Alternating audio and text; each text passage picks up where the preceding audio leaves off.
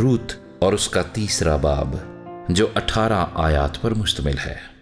پھر اس کی ساس نومی نے اس سے کہا، میری بیٹی، کیا میں تیرے آرام کی طالب نہ بنوں جس سے تیری بھلائی ہو؟ اور کیا بوئز ہمارا رشتہ دار نہیں جس کی چھوکریوں کے ساتھ تو تھی؟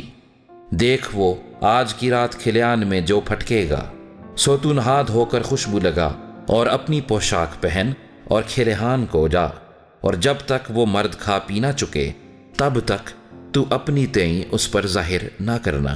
جب وہ لیٹ جائے تو اس کے لیٹنے کی جگہ کو دیکھ لینا، تب تو اندر جا کر اس کے پاؤں کھول کر لیٹ جانا، اور جو کچھ تجھے کرنا مناسب ہے وہ تجھ کو بتائے گا۔ اس نے اپنی ساس سے کہا، جو کچھ تو مجھ سے کہتی ہے وہ سب میں کروں گی۔ سو وہ کھلیہان کو گئی اور جو کچھ اس کی ساس نے حکم دیا تھا وہ سب کیا۔ اور جب بوئز کھا پی چکا اور اس کا دل خوش ہوا تو وہ غلے کے ڈھیر کی ایک طرف جا کر لیٹ گیا۔ تب وہ چپکے آئی اور اس کے پاؤں کھول کر لیٹ گئی، اور آدھی رات کو ایسا ہوا کہ وہ مرد ڈر گیا، اور اس نے کروٹ لی اور دیکھا کہ ایک عورت اس کے پاؤں کے پاس پڑی ہے۔ تب اس نے پوچھا، تو کون ہے؟ اس نے کہا، میں تیری لونڈی روت ہوں، سو تو اپنی لونڈی پر اپنا دامن پھیلا دے، کیونکہ تو نزدیک کا قرابتی ہے۔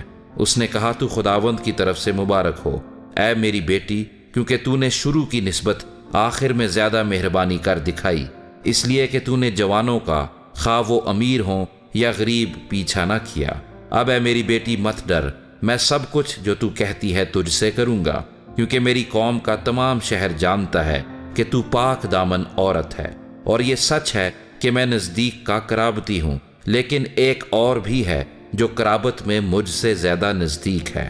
اس رات تو ٹھہری رہ، اور صبح کو اگر وہ قرابت کا حق ادا کرنا چاہے تو خیر، وہ قرابت کا حق ادا کرے، اور اگر وہ تیرے ساتھ قرابت کا حق ادا کرنا نہ چاہے تو زندہ خداوند کی قسم ہے، میں تیرے ساتھ قرابت کا حق ادا کروں گا۔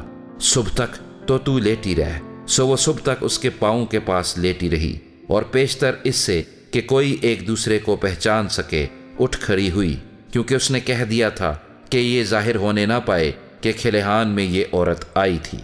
پھر اس نے کہا، اس چادر کو جو تیرے اوپر ہے لا، اور اسے تھامے رہ۔ جب اس نے اسے تھاما تو اس نے جو کے 6 پیمانے ناپ کر اس پر لاد دیے۔ پھر وہ شہر کو چلا گیا۔ جب وہ اپنی ساس کے پاس آئی تو اس نے کہا، اے میری بیٹی، تو کون ہے؟